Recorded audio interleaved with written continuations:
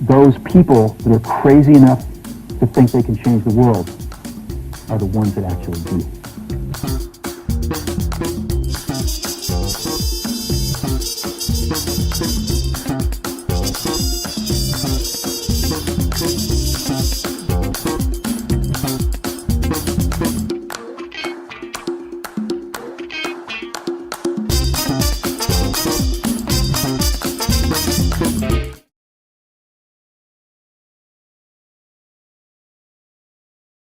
All right, so hi, my name is John. I want to start off by thanking the guys here for having me. Thanks, Yari, for setting this up. It should be fun. We're going to have a bit of a blast.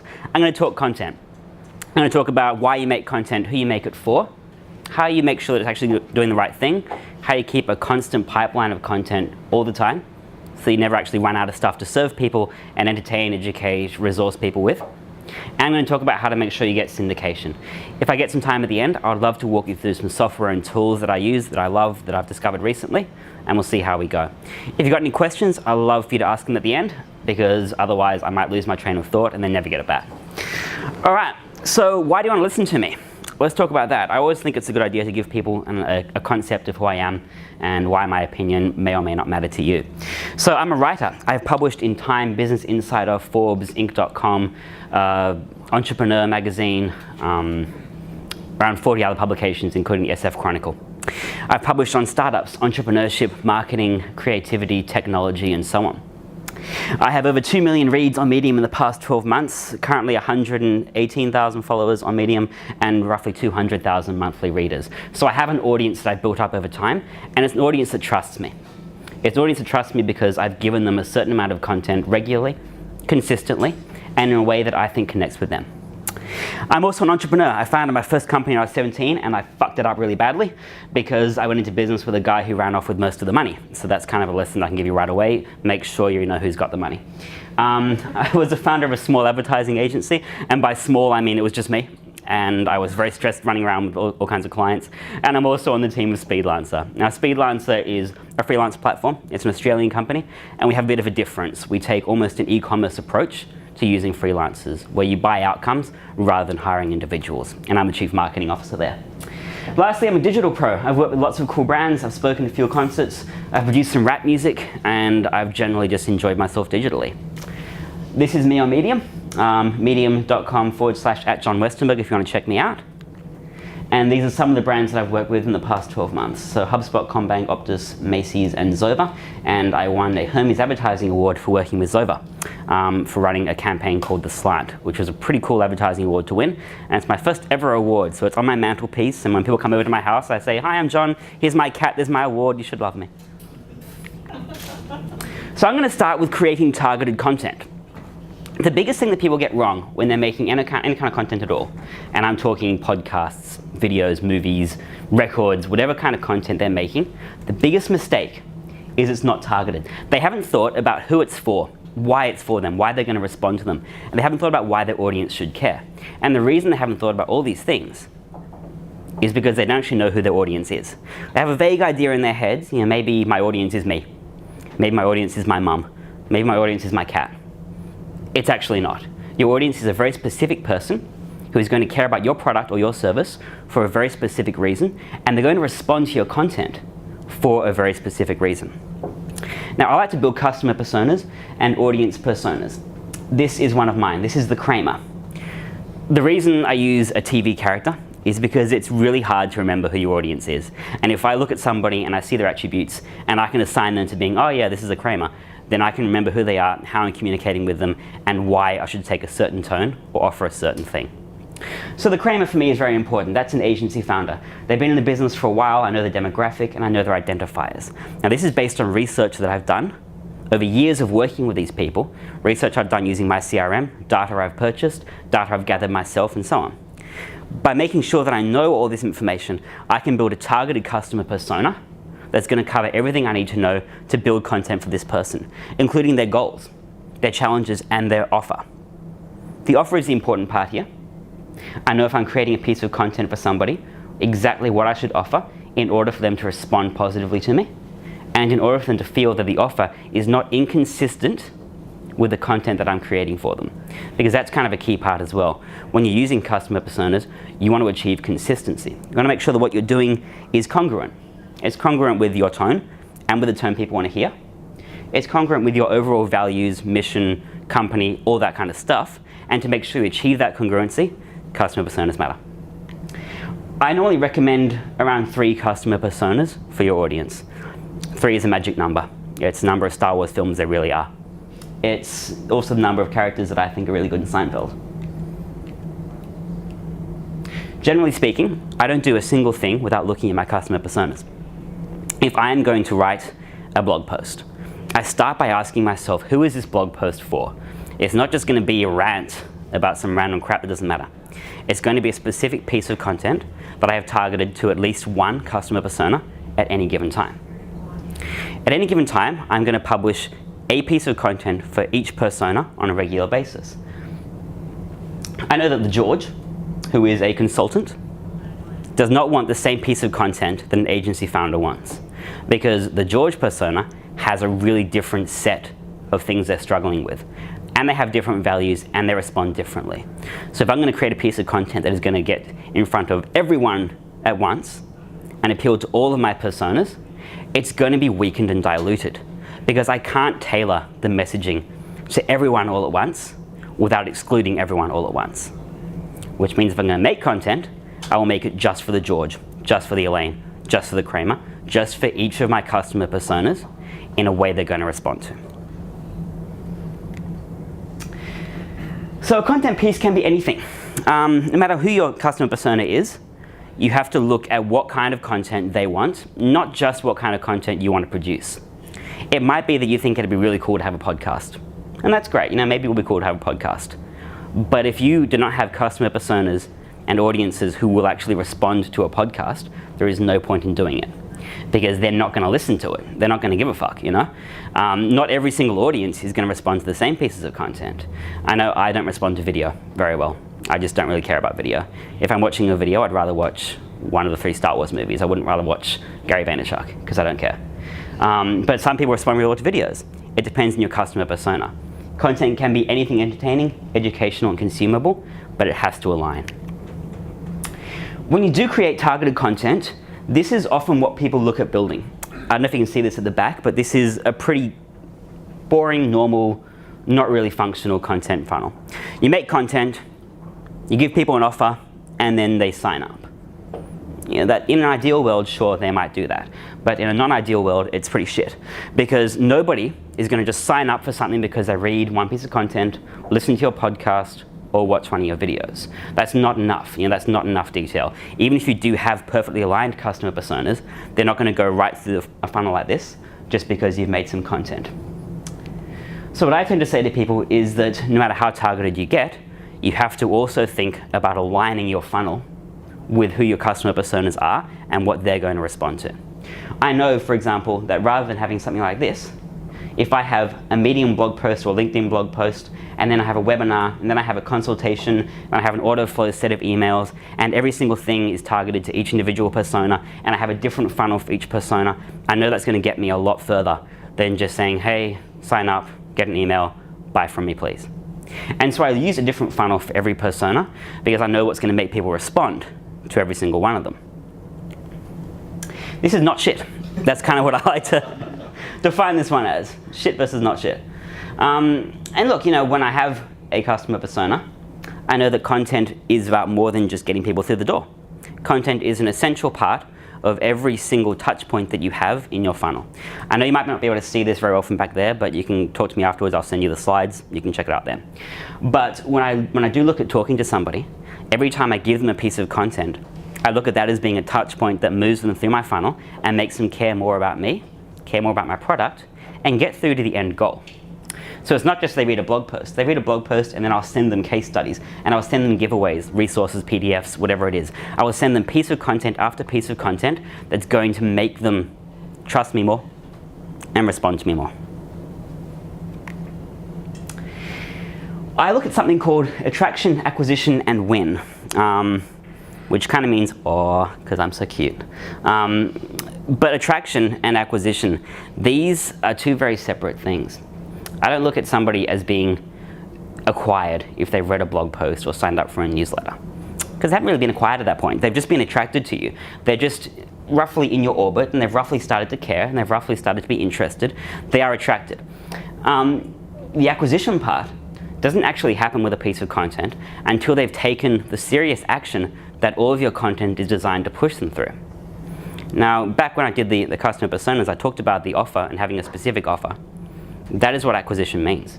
When somebody has taken advantage of that offer and taken a leap because of your content, then they're acquired. Until then, they're just attracted. They've seen you walking down the street and they think you look hot. Acquisition is the important part. And win. Even when somebody takes that offer and they respond to that, it's still not the end of it for me. The final win is when I get them to take the most important offer in whatever I'm pushing. So if that's my own consulting business, then the acquisition part might be that they want to get a small package, a small piece of work, a paid newsletter, whatever that is.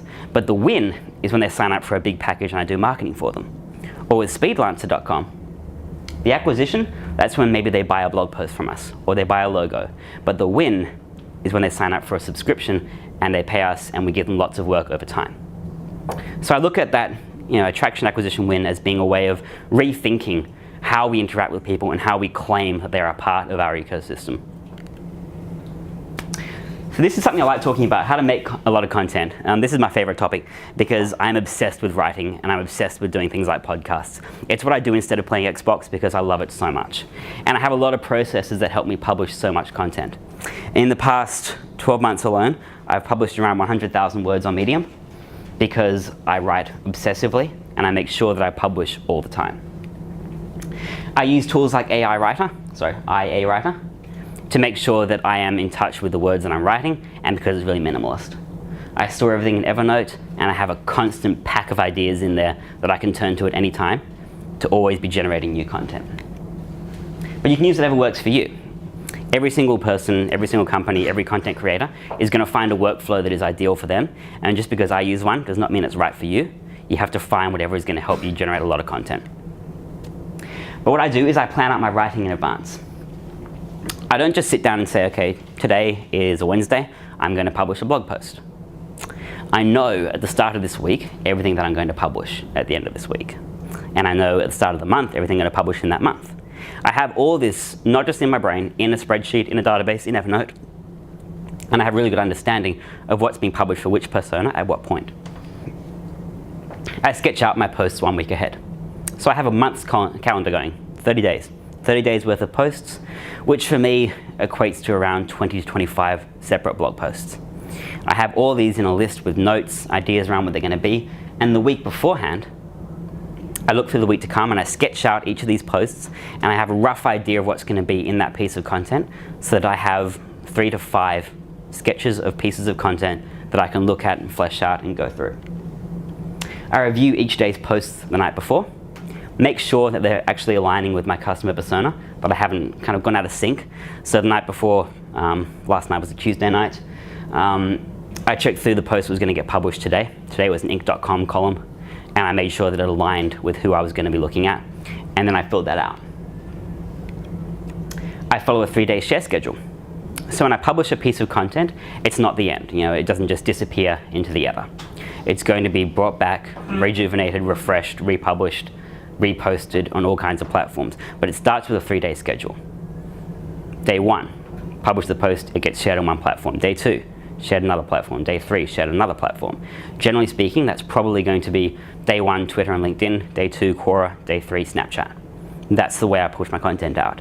But no piece ever just gets pushed out there into the world and forgotten about, because that's kind of a waste of content, Okay, the next thing I want to talk about is syndication. So I've mentioned a few publications today, Inc.com being one of them. One of the most important ways that you can grow your publication or your content is by syndicating it with different places, different people who are going to share it around, different audiences and so on. There's a reason why rappers are always doing guest spots in each other's albums, because it's syndication. They're tapping into each other's audiences. It makes sense. These are some of the places I've published recently. Getting to these places and being published by Startup Grind or Time doesn't just happen at random. It happens because I know I have to get there, and I'm thinking ahead in advance about how I'm going to get there. So for me, these publications, they aren't just end goals for content, they are customer personas that I do have. So I do publish content that I know is aligned to these publications as personas, so that I can make sure that I'm publishing stuff that's going to attract them. And I can make sure that when I reach out to these publications, and I do, that the content I've published that I'm sharing with them actually aligns with their audience and their editorial schedules and their editorial thrust. The customer persona applies not just to the readers, but to publishers like this. So Time Magazine. Time Magazine I reached out to because they had a digital publishing arm they were trying to get up. I published a series of blog posts that I knew aligned with what they were doing.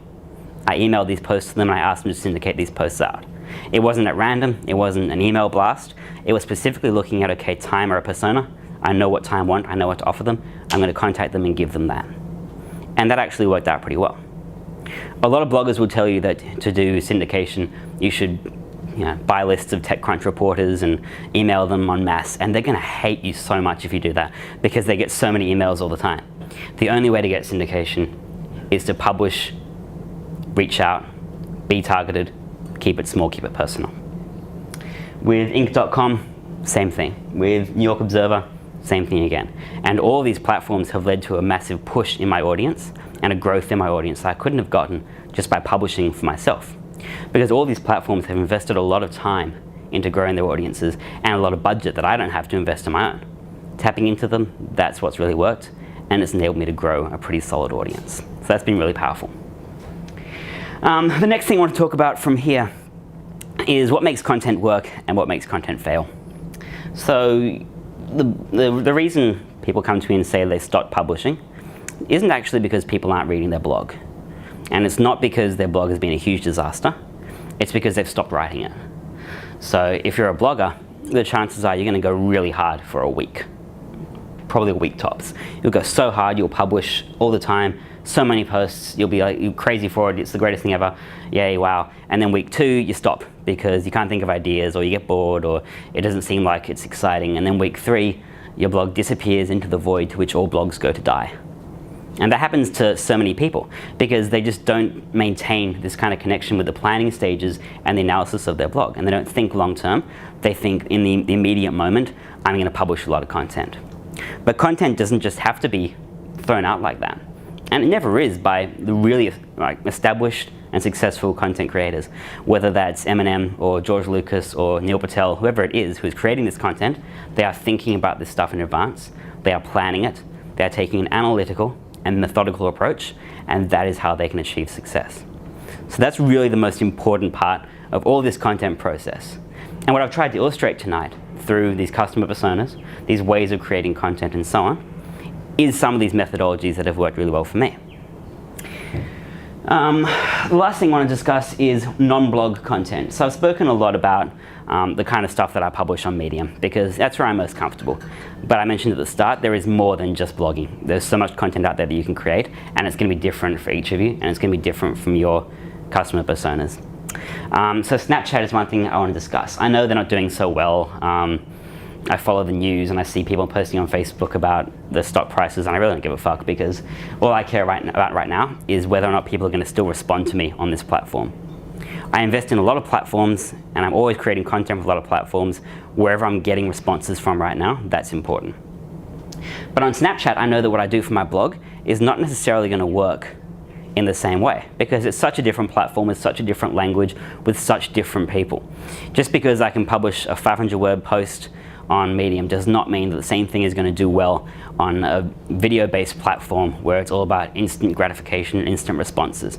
And I know that if I try to shoehorn that content, it's just going to be a massive disaster. It's going to be kind of like a few years ago when Vine was big and all these movie producers were trying to cut down their content into like 7-second Vine videos, whatever it was, to try to shoehorn that content format and make it work. And it just doesn't, because content does never actually translate from platform to platform seamlessly. So what I do instead is I add every single person who adds me on Snapchat right back, and I make friends with them. And I talk to them one-on-one, and I send individual videos, and I keep a spreadsheet of the people I'm interacting with.